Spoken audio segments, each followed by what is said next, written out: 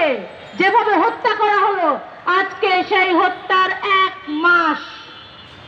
এখন পর্যন্ত আমরা সেই হত্যার কোনো সুরাহা দেখতে পাইনি, তদন্তে কোনো দৃশ্যমান অগ্রগতি দেখতে পাইনি, এবং এর আগেও হয়েছে, এর পরেও হয়েছে।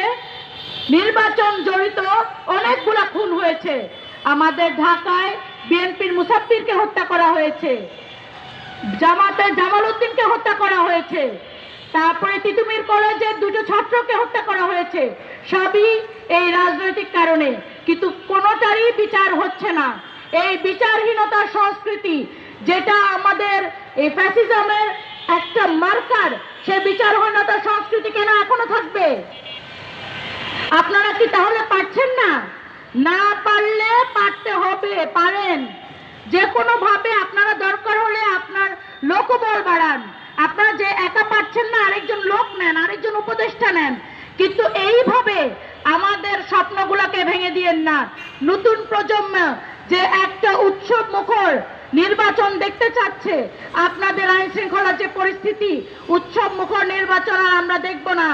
আমরা এইবারে যা মনে হচ্ছে ফ্যাসিস্ট আমলের থেকেও কোনো ন্যাক্কারজনক নির্বাচন দেখতে যাচ্ছি। লাশের মিছিল বয়ে যাবে, কিন্তু আপনারা আপনাদের চেয়ারে বসে বলবেন আমরা তো চেষ্টা করছি। আপনাদের চেষ্টায় হচ্ছে না, আপনাদের সেই চেষ্টায় আমাদের জীবনটা চলে যাচ্ছে। আল্লাহর ওয়াস্তে আপনারা আরেকটু চেষ্টা করুন। আপনাদের শুধু মুখে না, হাত দিয়ে চেষ্টা করুন, পা দিয়ে চেষ্টা করুন। আপনাদের এই রকম দুর্মুখী ভাষা থেকে নেমে আসুন এবং জনগণের কাছে আসলেই জবাবদিহিতামূলক চেষ্টা করুন। এটাই আপনাদের কাছে অনুরোধ। ধন্যবাদ।